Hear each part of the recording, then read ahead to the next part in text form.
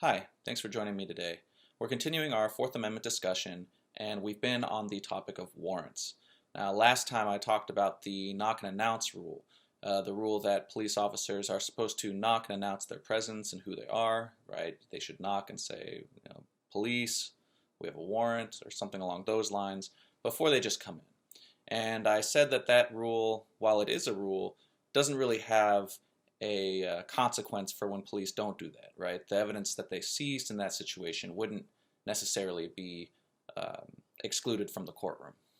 This video covers the next step, where a police officer is conducting a search with a warrant, and I want to address what police officers can do to an individual during this search. So, for starters, let's say a police officer serves a valid warrant, right? Let's just assume that the warrant's valid. Let's assume that they knocked and announced, and now they're conducting a search inside of a home.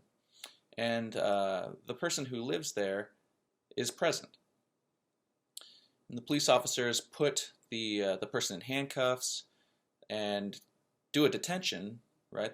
Without reasonable suspicion, they do a detention while they're doing this whole search. And the Supreme Court looked at a case along these lines. In fact, in that situation, the person who was being detained by the police was detained for several hours, for quite a while the police effectuated and completed this whole search.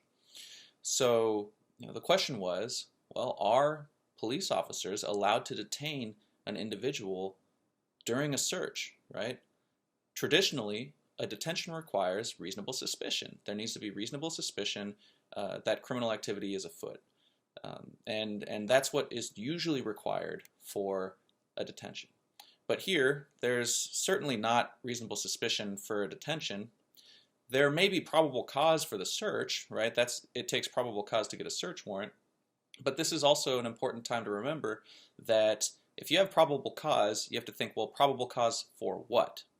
If I have probable cause to search, does that mean that I also have probable cause to arrest an individual? No.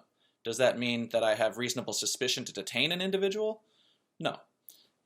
Those are separate and distinct concepts, and it's important to keep it that way during a Fourth Amendment analysis.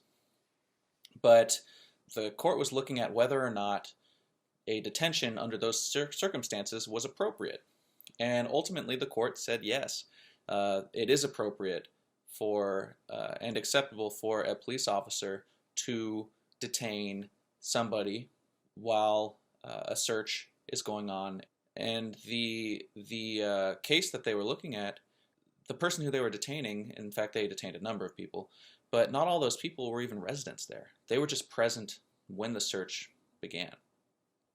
And there are really three reasons why the Supreme Court decided that handcuffing somebody or detaining somebody in this kind of a setting when the officers are executing a search warrant is not such an unreasonable intrusion onto the individual's privacy interest. And those reasons are, number one, officer safety.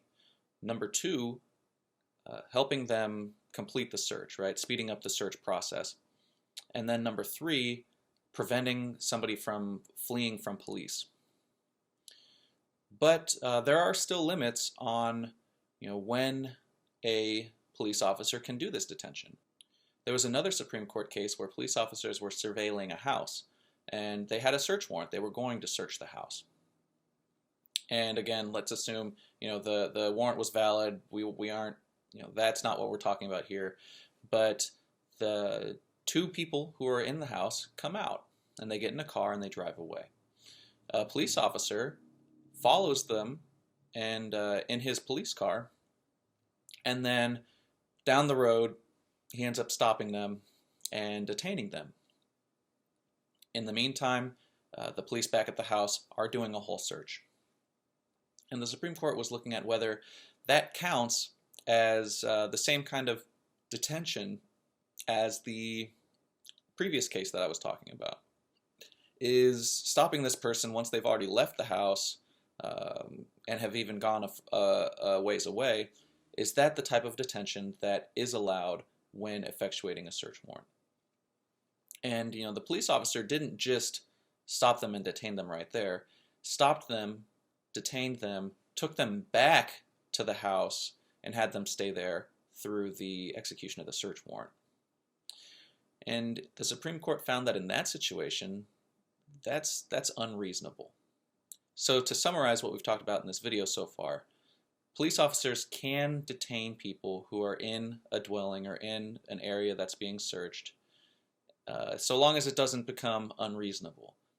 So thanks for joining me this time. If you think some of the stuff that I'm talking about might apply to a criminal case that you're involved with, please consult an attorney, get the best advice that you can. These videos are not meant to tell you how you should go about a criminal case or not. This is just some general background information. So please consult an attorney if you think that this is relevant to you. I hope to see you next time. Thank you.